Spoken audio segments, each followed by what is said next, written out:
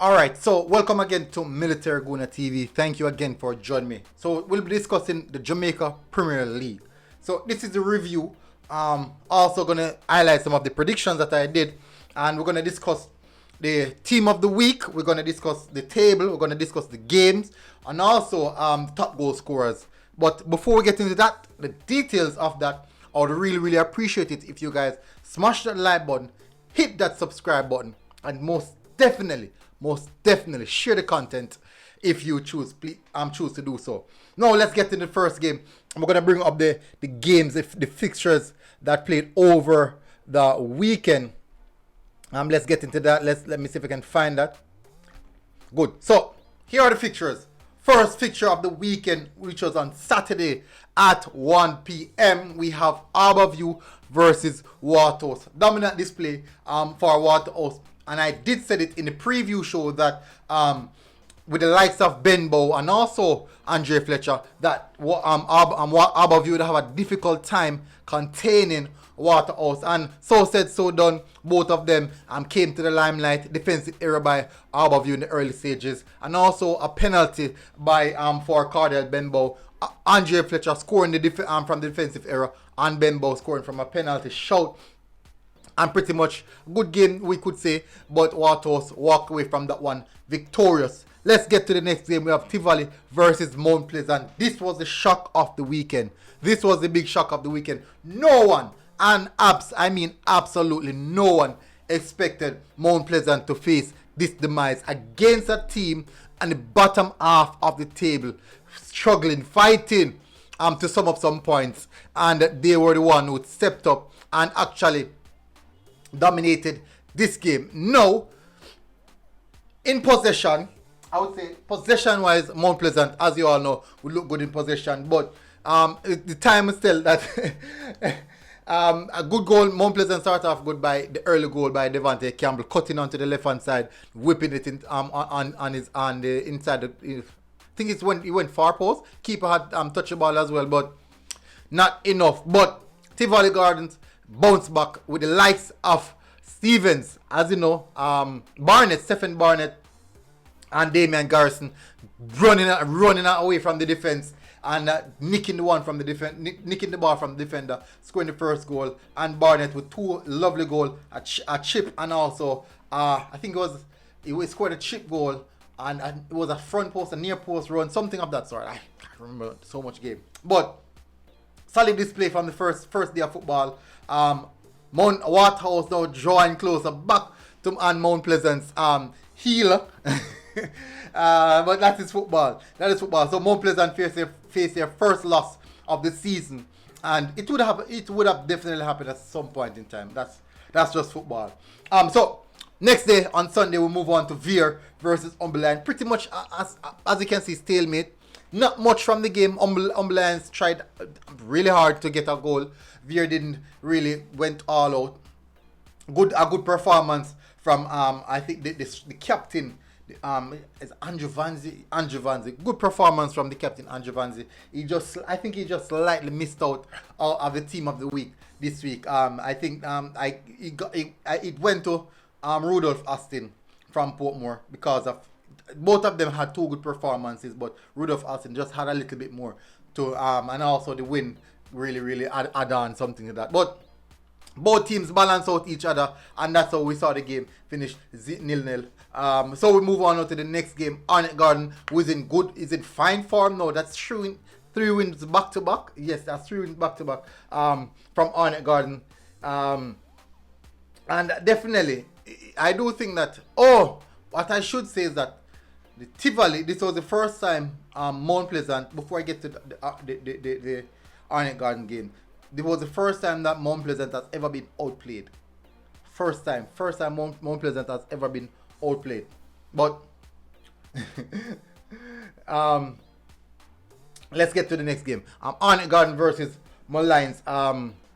We saw this is another emphatic game. The likes and penalty from Cephas Kimani Arburn in the last dying moment, nicking it, running onto the front post and just nicking I think it was a header from the defender, and it just heads straight on to Kimani Arborn. Arborn just run away with that victory. That game finished 2-1. But it was a good game of football for Mount Pleasant and for Moline, sorry, even though they didn't score the goal. It was actually own goal by Arnett Garden. But another day, I think another day for Molines. He would have went to I think it would have went to would have been what's his name? Oh, I can't remember. Nicholas Nelson. It would have been Nicholas Nelson, but he went off the post. He hit the post, and then he hits off the players the defender's feet. Now player to watch, please, people, look out for this Demari Deacon.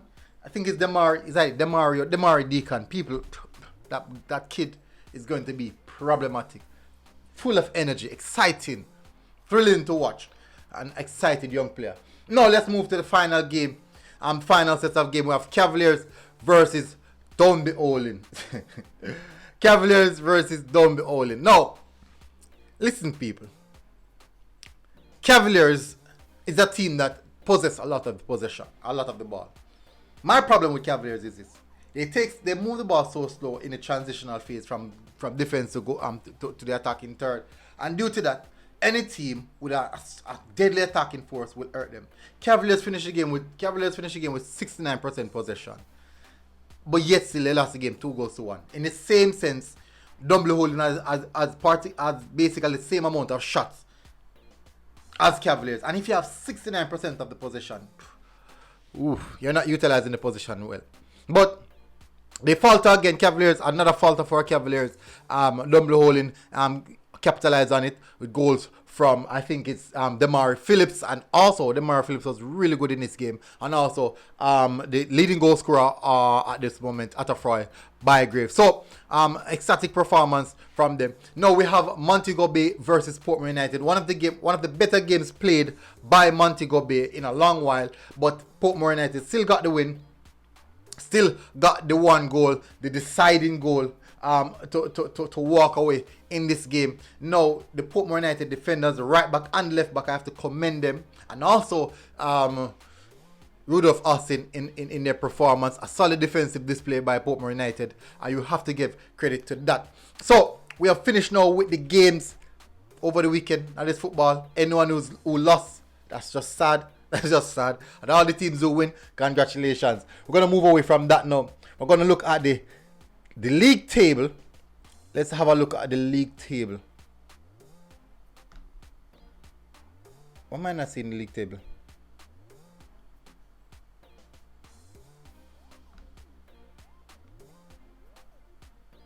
Oh, I didn't upload the league table. Give me a second. I'm going to upload it right now.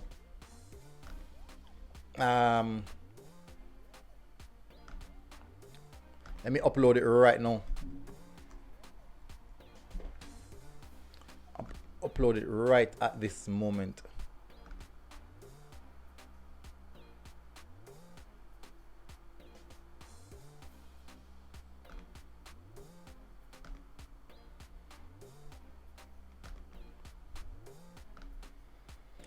So this here is the league table, people. Let me see if I can adjust it just a bit so that it can fit a lot better. I do apologize for it, because I knew I normally get this thing done as early as possible.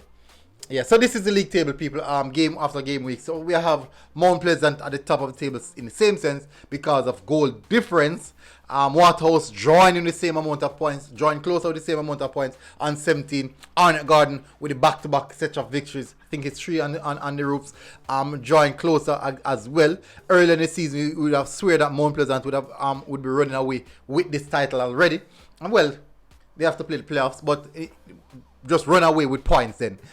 So Waterhouse, Mount Pleasant, and Arnett Garden on the same amount of points, with Downby Olin only 1 point behind each one of them. So all of them on 17 points, Downby Olin on 6 points. Cavaliers in 5th position on 12 points. Now we have Portmore on 11, Tivoli Garden on 9, and don't need to go that further down the pecking order. I do think that those teams have a lot more work to do, and in time they will definitely creep up the table a little bit further. So that is how the table sets up, people. Let's have another look at let's move away from the league table now and have a look at the team of the week. Let's have a look at the team of the week. So we have Peter Harrison from Mullines in goal, a tremendous performance from Peter Harrison. Also from Waterhouse, without ado, I have to give Waterhouse keeper credit. Foster, he had an extremely good game. I think he got man of the match as well. But Peter Harrison also had a wonderful game, and I'm talking about Mullines could have easily gotten 7 if it wasn't for Peter Harrison. So he's getting the commendations for that. Tajay Brown of Portmore right back, another good game. Ricardo Campbell of Veer in defense. We have Richard King. As you know, everyone knows Richard King, the quality. He displayed a lovely performance over the weekend despite losing. Remember, people, team of the week has to do with individual performances. Not that you score a goal or your team win only, but the individual performances. Players who play the best in their particular position. At left back, we have Emilio Rasoy from Portmore as well. So Portmore United got a little bit of dominance this week. Whoa. Can you imagine? And they play one of the weaker team, but I'm talking about performance level. In the central midfield area, we have Devon Garrison from Tivoli, and then now we have Rudolph Austin sitting next beside him. Up front, we have Andre Fletcher of Waterhouse over to the right hand side. We have Demar Phillips in the attacking midfield. At a Froy Bygrave onto the left hand side. Up front, leading the line, we have Stephen Barnett.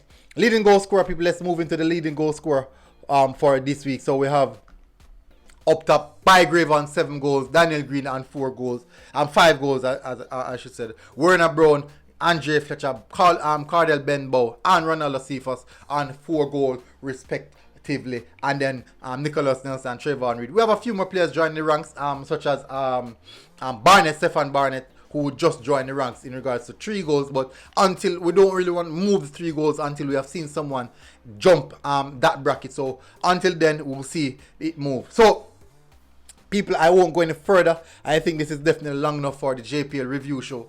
Too long as well. I believe it's too long. But anyways, people, make sure that you hit the like button. Make sure that you hit the subscribe button.